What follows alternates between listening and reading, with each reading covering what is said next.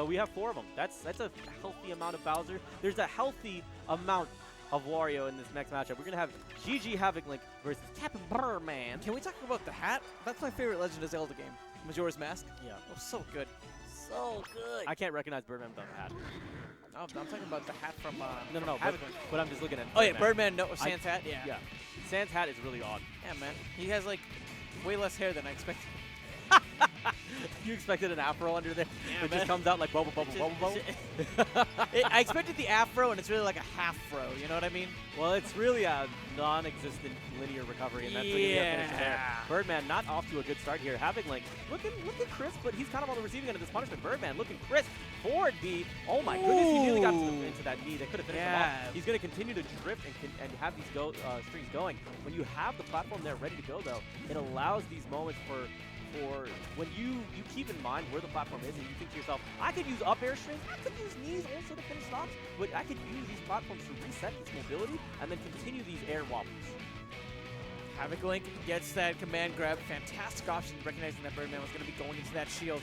A nice near follow-up as well. Relatively close in percentages. Birdman, I don't know what he was trying to do. He raised the roof, and then he raised the roofus, and then kept it clean with that clank. Ends up trading. He comes out on top because he's able to connect with that sweet spot knee just outside of the range of Haviklink's grab. Allows him to go ahead and weave around and net the back air, up air. Unique option, but it works out nicely overall. Oh, he still has stage control. He gets the back air and he gets the stock. That was pretty sick. He finished him off. Haviklink is going to continue to use nairs here as a way to just box out Birdman. He has him at a great percentage, but what's more important is that he had stage control. Caught him with that forward smash. That's forward tilt. That's going to be enough to finish him. Yeah, keep it going, baby. So the funny thing is that you have a little bit of air acceleration on that fall forward, which is pretty scary to see when you see that guy chasing you down. Absolutely terrifying. Soft knee is going to be enough to finish him there. Sometimes it's not about the explosion. It's not finishing him off with the bang. Sometimes you just finish him off with a whisper, and that's going to be enough to finish him off there. These jab reset into nothing, though, from Haviklink. That's a touch unfortunate. Birdman is able to go ahead and make up for that opportunity that Haviklink presented him with. But Havik, time to answer back. That was so scary. That moment when you're above a Wario and he can dare you, it's like pretty much you playing Russian roulette. And maybe a Haviklink that we saw a couple months back would have gone for that dare, but he recognized that Birdman on this stage has that wall jump available, so he's not going to commit to the option just yet. Yeah. Where's the up throw? There's the mud butt. There's the death cloud. That's going to be enough to finish. Now we're going into this next one. Birdman, immediately out the gate, not afraid to continue to use those up airs and string them together. The only problem with that mud butt was the fact that Haviklink burned a really critical resource, his comeback factor. So it's going to be even harder now for him to go to mount this comeback. He has quite the deficit to overcome, and missing that grab is not doing him any favors as Birdman's able to find the sweet spot knee right afterwards. Haviklink's done. Touch to he messed up. So what he was doing is he was a little bit worried about Birdman coming and threatening at the zone, and he was thinking he might advance, he might approach, he might go off stage because, I mean, why not? You're Falcon. If you go off stage and you dare him and you don't win that exchange. So now he's thinking, I have to drift back a little bit because I have to compensate, and then I'm going to up B, take the risk. So simply being in the threat zone, having that threat zone that close to you will sometimes modify your decisions to begin with. So that's a rough one, though. Now, the question is he going to go for the home field advantage or go for Wario? It's a good question. WarioWare, on one hand, would also give Birdman some great options. We saw DMG versus Sosa. Game 3 went to WarioWare, and DMG was able to just decimate Sosa on that stage. Yeah. I don't know. So for me, like, I've always been one to, like, revolve around, like, these 3 stages down here. And unless I'm playing Falco, and then I just kind of swap to the naturally more platform inclination stages. Are we going to have FD? Okay. Let's see what we got. So what do you think is going on in Birdman's mind when he goes for this character swap? So he played Captain Falcon, which was great. He did a lot of great rushdown. He got in. He made it happen. But the thing is that Haviklink gets a lot more off of a grab than Falcon does it sometimes because of the command grab. He can just trump him and anything that he has going on. But I think I get what you're saying. You're saying that Haviklink gets more grabs essentially than Falcon would, even though Falcon gets so much off of those grabs. Correct. When he gets him with the bite, that creates huge problems, right? Because that trumps everything in terms of that. However, when you get something like Waddle Dees and you get to use Waddle Dashing you get to abuse the lack of range that Wario generally has. The ranged attacks that he generally has are things like side B, which is pretty committal. So when you do things like this, you can poke, you can stay comfortable at a range that you love, and Haviklink is going to hate.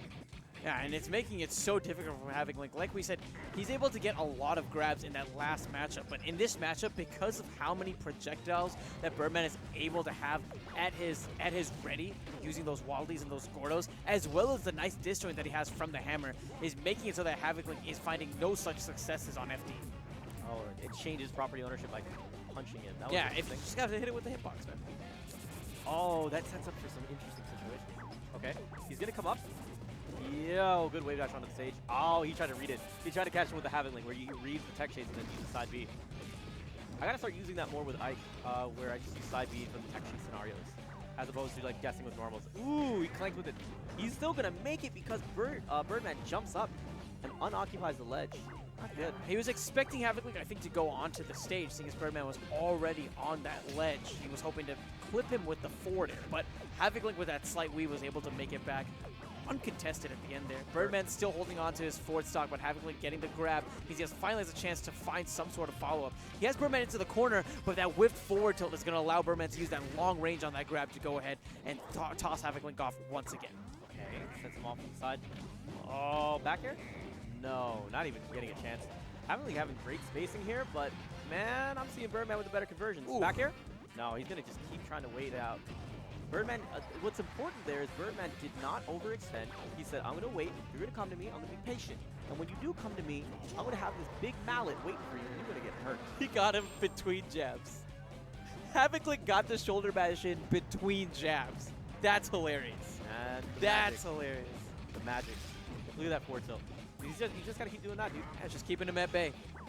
But let's talk right now a little bit about why we're seeing the deficit that we see right now. Not only is Birdman getting more opportunities than Haviklink because of how much presence the projectiles have, but he's also doing a lot more with those opportunities that he does. That's why we're seeing such a wide gap between these two players. You know, the projectiles definitely help, and it's definitely a factor for why it's working. The waddle dash definitely helps.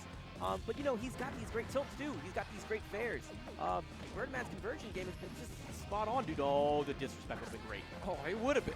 It would have been super great, but Havik able to go ahead and stuff that out with an aerial of his own. Let me ask you this. I'll explain answer your question with the question. How many times has Haviklink gotten bite off? Well, there's one. And look at how much he's able to do about it. One. Another one. Can we maybe see a waft coming up pretty soon? You see how much punishment that Havik got off of just using grab?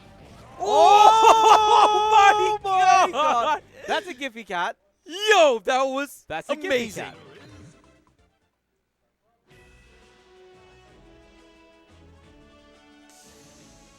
Feel this. Check this, check that. Feel this.